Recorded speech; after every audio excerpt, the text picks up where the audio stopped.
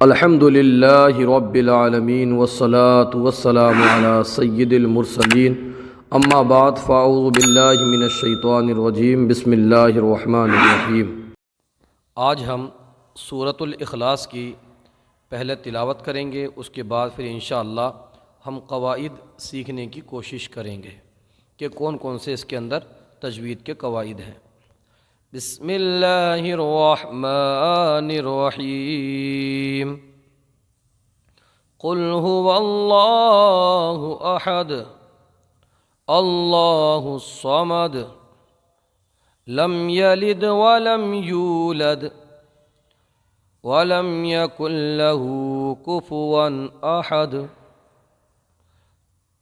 یہاں پر دیکھیے کہ سب سے پہلے آپ یہ قاعدہ دیکھیے کہ قاف جو ہے یہ قاف، تو اس کو ہم پر پڑھیں گے، اس لیے کہ یہ نقطوں والا قاف یہ حروف مستعلیہ میں سے ہے، اور حروف مستعلیہ ہمیشہ ہر حالت میں پر یعنی موٹے پڑھے جاتے ہیں۔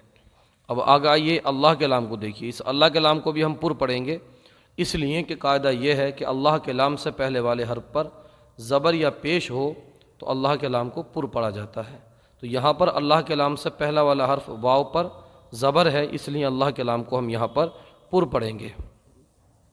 احد، یہاں پر دیکھیے یہ آیت مکمل ہونے کی علامت ہے، وقف تام کی علامت ہے، تو ہم احد کو احد کر دیں گے۔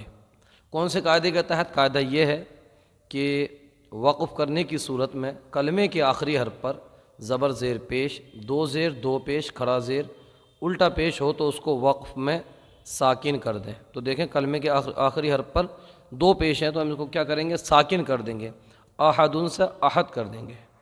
ساکن والا حرف کیونکہ اپنے سے پہلے متحرک حرف سے مل کر پڑھا جاتا ہے تو اس کو احد کر دیں گے۔ تو جب احد ہو گیا تو یہاں پر ایک قاعدہ پیدا ہوگا ساکن کرنے کی صورت میں دال کو۔ وہ کون سا قاعدہ؟ وہ قاعدہ ہے قلقلہ کا قاعدہ، کیونکہ دال ساکن ہو جائے گا، اور قاعدہ یہ ہے کہ جب حروف قلقلہ ساکن ہوں تو ان میں قلقلہ خوب ظاہر ہوتا ہے، اور حروف قلقلہ میں سے دال بھی ہے، قاف تا با جیم دال، یہ حروف قلقلہ ہیں۔ تو ہم یہاں پر قلقلہ کریں گے، یعنی آواز پلٹتی ہوئی نکلے گی۔ آئیے اس آیت کو پڑھتے ہیں۔ قل هو اللہ احد قل هو اللہ احد احد قل قل هو اللہ احد احد، آواز پلٹ کے آئے گی، قل هو اللہ احد۔ امید کرتے ہیں اس آیت کے قواعد سمجھ میں آئے ہوں گے۔ اگلی آیت پہ دیکھیے، یہاں پر بھی لفظ اللہ ہے، جیسا کہ ہم نے بھی پڑھا اللہ کے لام سے پہلے والے حرف پر اگر زبر یا پیش ہو تو اللہ کا لام پر پڑھا جاتا ہے۔ تو یہاں پر دیکھیے اللہ کے لام سے پہلا حرف حمزہ ہے اور اس پر زبر ہے، تو اس اللہ کے لام کو بھی ہم پر پڑھیں گے۔ اسی طرح یہ صاد ہے، صاد حروف مستعلیہ میں سے ہے تو اس کو بھی پر پڑھیں گے۔ دال پر پیش ہے تو وقف کی صورت میں اس دال کو ساکن کر دیں گے ہم اسی قاعدے کے تحت۔ اب جب دال ساکن ہو جائے گا تو پھر یہاں پر قلقلہ ہوگا، یعنی آواز پلٹتے ہوئے نکلے گی۔ پھر اس آیت کو پڑھ لیتے ہیں، آئیے۔ اللہ الصمد اللہ الصمد، اللہ کے لام کو پر پڑھیے، صاد کو برابر پر پڑھیے اور دال میں قلقلہ کیجیے۔ اللہ الصمد اللہ الصمد۔ اگلی آیت دیکھتے ہیں، یہاں پر دیکھیے اس کے اندر میم کے اندر، میم میں یہاں پر اظہار شفوی ہوگا، اس لیے میم ساکن کے تین قاعدے ہیں، ادغام شفوی، اخفاء شفوی، اظہار شفوی۔ تو یہاں پر میم ساکن میں اظہار شفوی ہوگا، یعنی میم ساکن کے بعد نہ حرف با ہے اور نہ میم ہے، تو یہاں پر اظہار شفوی ہوگا۔ قاعدہ یہ ہے کہ میم ساکن کے بعد حرف با اور میم کے علاوہ کوئی بھی حرف آ جائے تو اظہار شفوی ہوتا ہے، یعنی گنہ نہیں ہوتا ہے، تو یہاں پر گنہ نہیں ہوگا۔ اسی طرح سے یہ دیکھیے دال، دال پہلے سے ساکن ہے تو اس میں قلقلہ ہوگا، یہاں پر آواز پلٹ کے نکلے گی۔ یہاں پر میم ساکن ہے، یہاں پر بھی اظہار شفوی ہوگا۔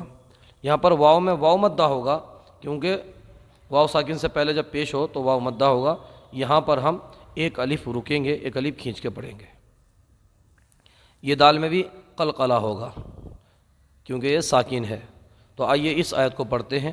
لم یلد ولم یولد، لم یلد ولم یولد، لم یلد، آواز پلٹ کے آنی چاہیے. لم یلد، لم یلد ولم یولد، ولم یولد، یولد نہیں، اس کو مدہ کے ساتھ پڑھیے. ولم یولد، یولد. آئیے اگلی آیت کی طرف پڑھتے ہیں. یہ میم ساکن میں بھی یہاں پر آپ دیکھ رہے ہوں گے اظہار شفوی ہوگا یہاں پر بھی. یہ نون ساکن میں یہاں پر آپ دیکھیں گے نون ساکن میں تو نون ساکن اور تنوین کے 4 قاعدے ہیں: اظہار، اخفاء، ادغام، اقلاب. تو یہاں پر ادغام ہوگا کیونکہ نون ساکن کے بعد حروف یرملون میں سے کوئی حرف آ جائے تو نون ساکن میں ادغام ہوتا ہے. تو یہاں پر نون ساکن میں کے بعد جو ہے حرف آنے والا لام ہے، یرملون کا لام ہے، تو یہاں پر ادغام ہوگا. کون سا والا؟ بغیر گننے والا. ادغام 2 طرح کا ہوتا ہے، گننے والا، ایک بغیر گننے والا. یہ نون ساکن تنوین کے بعد میں را اور لام ہو تو ادغام ہوگا بغیر گننے والا، باقی 4 حروف ہوں تو پھر ہوگا گننے والا. اس کے بعد میں یہ ہا پر الٹا پیش ہے، اس کو ہم ایک الف کھینچیں گے اس لیے کہ کھڑی حرکات میں سے ہے یہ، اور کھڑی حرکات کو ایک الف کے برابر کھینچ کر پڑھا جاتا ہے. یہاں دیکھیے واو پر 2 زبر کی تنوین ہے. تنوین کے 4 قاعدے ہیں تنوین نون ساکن کے: اظہار، اخفاء، ادغام، اقلاب. تو تنوین کے بعد دیکھیے آنے والا حرف کون سا ہے؟ آنے والا حرف ہے حمزہ. تو نون ساکن تنوین کے بعد حروف حلقی کا کوئی حرف آ جائے تو اظہار ہوتا ہے، غنہ نہیں کرتے ہیں. حروف حلقی میں سے حمزہ آیا ہے تو یہاں پر اظہار ہوگا یعنی غنہ نہیں کریں گے. دال کے اندر دیکھیے اظہار یہ وقف تام کی علامت ہے، تو دال یہاں پر اگر ہم ساکن کریں گے آیت پر تو دال کو ہم ساکن کر دیں گے وقف میں، اگر یہاں وقف کریں گے تو دال ساکن ہو جائے گا. جب دال ساکن ہوگا تو اس کے اندر ایک قاعدہ پیدا ہوگا قلقلہ والا، جو ابھی ہم نے احد کے اندر سمجھایا تھا، سیم وہی ہے. اور یہ بھی لفظ احد ہے، وہ بھی لفظ احد جو ہم نے پہلی آیت کے اندر سمجھایا تھا، سیم ٹو سیم وہی قاعدہ ہے. آئیے اب بنا تاخیر کے اس آیت کو پڑھ لیتے ہیں. وَلَمْ يَكُنْ لَهُ كُفُوًا أَحَدٌ، وَلَمْ يَكُنْ لَهُ، يَقُلْ لَهُ، یہ کن سے جو کل ہوا ہے نا، کل یقل، یہی ادغام ہے. وَلَمْ يَكُنْ لَهُ كُفُوًا أَحَدٌ، كُفُوًا أَحَدٌ. آئیے ایک مرتبہ پھر شروع سے اس کی تلاوت کرتے ہیں. بسم اللہ الرحمن الرحیم.